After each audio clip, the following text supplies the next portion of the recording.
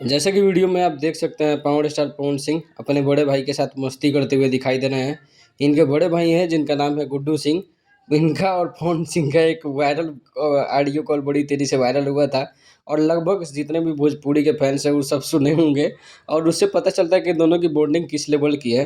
तो आपको बता दें कि गाँव में ही पवन सिंह पहुँचे हुए थे शायद और वहीं पे गुड्डू सिंह के घर का गृह प्रवेश था और उसमें पवन सिंह कैसे नहीं जाते तो पवन सिंह पहुँचे थे और गृह प्रवेश के पूजा में बैठ उठ के पूरा मतलब समारोह में शामिल होकर के फिर वहाँ से एक वीडियो डाला है प्यारा सा। और एक और अपडेट बड़ी यहीं सुबह से चल रही है कि आज पवन सिंह अपने दोनों भाइयों की शादी का जो पार्टी है लखनऊ में दे रहे हैं और उसके लिए अलग लेवल का आयोजन किया गया है लखनऊ के किसी होटल में।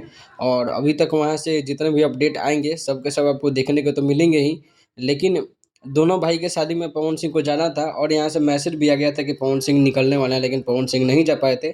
तो आज जो है अपने तरफ से पार्टी दे रहे हैं और पार्टी जब हो रहा है तो बहुत सारा वीडियो आपको देखने को मिलेगा।